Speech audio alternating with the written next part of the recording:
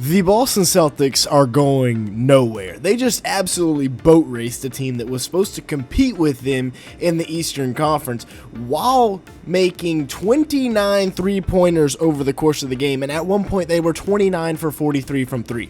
Mazulla ball is working. And oh, by the way, Jayson Tatum was not pleased with how y'all were talking about him this offseason. He went off to the tune of 37, 10, and 4 on elite shooting. Right off rip, the Celtics are going to get right back into that same offense that won them a championship last year, right? 5 guys on the perimeter that can all drive, that can all score. Jrue Holiday's going to get into a little screen and roll action right here. And then the ball's going to get swung, and here comes Al Horford setting a screen for Jayson Tatum. It's just beautiful basketball, and the Celtics make it work so well, forcing Karl-Anthony Towns now because the Knicks have 2 great wing defenders in OG and Mikal Bridges, but now they're forcing Karl Towns into the action here, and Jayson Tatum's just going to pull up right over him because, yeah, I mean, if you're at the elbow and Tatum's coming off of a screen, it's probably going to be a 3-ball, and the Jayson Tatum revenge arc is off to a great start. And the beautiful part about this Celtics team, everybody is interchangeable, defensively especially. Like right here we have Derek White guarding Karl-Anthony Towns, and Al Horford guarding Mikal Bridges, and then Jayson Tatum, their 6'10", 6'9" wing, whatever you want to call him, however tall he is, guarding a really shifty 6'2" guard. And what's going to happen is, yes, Brunson gets around him, but the help side is already there with 2 of the best defenders in the NBA in Jrue Holiday and Derek White, perimeter defenders I should say. It's already there, and then they're just going to get the steal, and we're going the other way right past Cat for the dunk. On the break this time it's Derek White with the ball, and the ball movement is just going to be extremely quick here to Jrue Holiday, and then without even thinking to Jaylen Brown, and this is just bad defense by the Knicks here. Cat, who do you have? Cat's a mismatch problem here against the Celtics, especially in transition, because ideally he's going to have Al Horford, but then in this case, OG has him. So now Josh Hart's trying to guard 2 guys, and it just doesn't end up very well, and it ends up in a 3-ball for Jaylen Brown. Easy. Once again, transition mismatch. This time it's Brunson trying to guard Jayson Tatum. Peyton Pritchard's wide open if he skips it early, so Bridges is trying to get out. Then you got Jericho Sims in here. It's a mess defensively for the Knicks. Josh Hart still coming late.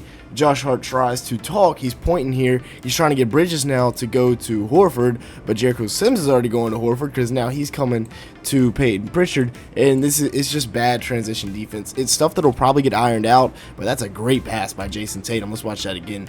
Sizing up Jalen Brunson and then just whipping one inside to Luke Kornet for the easy layup. This is a beautiful action that the Celtics get into, and it's Jayson Tatum who's going to pop high, Kornet setting the screen on Mikal Bridges, and then Sam Hauser's going to come down in here and eventually set the screen for Jayson Tatum once again. Derek White's going to clear out to the corner. So now you've got 40% three-point shooter, 40% three-point shooter, both going to the corner. 42% three-point shooter going to be at the top of the key. And this is it just puts you in an absolute bind defensively. Here comes Kornet getting into the pick and roll, and then Hauser's going to come up from behind, like we said, and screen Jericho Sims. And Tatum just reads this, right? So he can hit Kornet. He can hit either corner because both of these guys are absolute snipers, or he can hit Sam Hauser, who is eventually going to pop high after he sets this screen. And what does he do? Well, Jericho Sims tries to cheat under this screen. Josh Hart can't get up in time, and it's an easy pull-up jumper for Jayson Tatum. Great read. Having a 6'10" point forward that can shoot nearly 40% from 3 is such a weapon to have. Put some respect on Tatum's name, right? Because they're just going to abuse Jericho Sims right here in this pick and roll. Kornet's going to set a nice screen on Mikal Bridges, get the defense off, and I mean, he had the roll if he wanted. Instead, he pulls up for the 3-ball and knocks it down. And now this is just dirty from Jayson Tatum, hunting out the mismatch, and there's not much Jericho Sims can do about that one. It's in your mouth, step back 3-ball, book. With that being said, if you've made it this far into the video, make sure to hit the like button, leave me a comment down below, and hit that subscribe button if you are enjoying it at any point. As you can see here, a large majority of the people that watch these videos are not subscribed to the channel, and if you like football, make sure to go check out our other channel, Backyard Blitz. And with that being said, once again, the Celtics are letting Jayson Tatum cook in the pick and roll here. Coming off this Kornet screen, he's going to roll all the way to the rim, but another defensive breakdown by the Knicks here. Jrue Holiday's wide open under the rim. You also have, once again, 2 absolute snipers standing in the corner. That is the the scary part about the Celtics team, no matter who you leave open, they're probably shooting 40% from three, and if not, it's either a post or Jayson Tatum or Jaylen Brown, which will go by you in a heartbeat. So as this play starts to develop here, Tatum finds Jrue Holiday, and just watch the constant movement, right? First you got the pass, now you got the lob. Lob doesn't quite work out, but he gets it tapped back out to Holiday. There's still 13 seconds left on the shot clock, but Holiday just pulls up and knocks it down. I mean, goodness gracious. Right, and then Joe Mazulla draws up a nice SLOB play. Cornette and Pritchard both setting screens for Sam Hauser. And once again, like, Cat got destroyed last night defensively.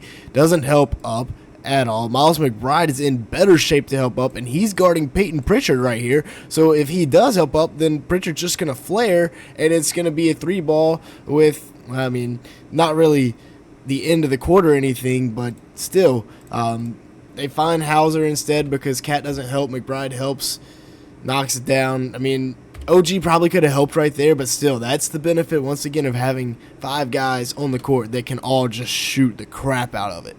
Another example of why Jaylen Brown and company are so dangerous, but also just bad defense by the Knicks here. We got a pick and roll, right? Horford rolling to the rim. Jrue Holiday once again picking on Cat. He's going to skip it out or kick it out to Jaylen Brown, who is then going to attack a closeout. You got Hauser here. This isn't their peak lineup by any means, running 2 bigs. But like we said, Holiday's going to kick it. OG's going to close out. That's just an absolutely lazy closeout by OG.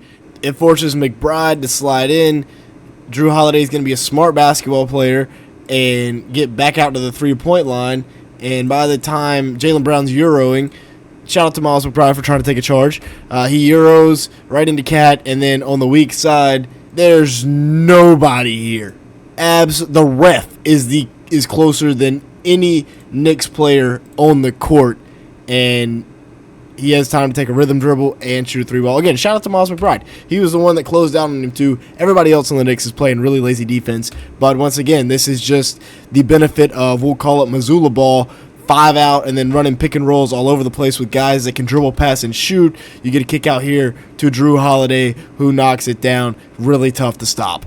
So right here, Celtics are going to get into a zoom screen. It's going to be Derek White screening down on Jalen Brunson, and then Luke Cornette is going to screen down. Well, not a zoom screen, more of just a stagger off the ball, and it's going to be Peyton Pritchard coming to the ball. You got Jaylen Brown standing here in the corner, and while all this is going on over here, Jayson Tatum is just going to ask McCall Bridges, may I have this dance? Tween, step back, great defense from McCall, and he just knocks it down in his face. Jayson Tatum is not happy at all about the disrespect he's been receiving. The real question is, can anyone beat this Celtics team? And this Knicks team, with Jalen Brunson, who is supposed to be an MVP candidate, with the 2 new wings that they added with Cat, they're supposed to be a really solid team that can compete. It looks like they don't have the depth nor the star power to even play on the same court as the Celtics. And Boston didn't even have Kristaps Porzingis, their ultimate mismatch nightmare, that would have made things even worse. Because at the end of the day, this lineup is nearly unstoppable. With Jrue Holiday, Derek White, Jaylen Brown, Jayson Tatum, and Kristaps Porzingis, and then the depth that they have off the bench with Pritchard, Hauser, Horford, all shooting 40+% from 3, and then they can even bring in Luke Cornette, and he can give you quality minutes. Baylor Shireman's going to come along as the season progresses. Maybe they even bring back Lonnie Walker. You never know. I really don't see anybody in the Eastern Conference beating this team. It's going to be tough. Out west, there's probably nobody else that can beat them either. But yeah, with that being said, that's going to be it for today's video. Thanks so much for watching. Make sure to like button, leave me a comment down below, and hit that subscribe button if you did enjoy at any point. And with all that being said, thanks so much for watching today's video.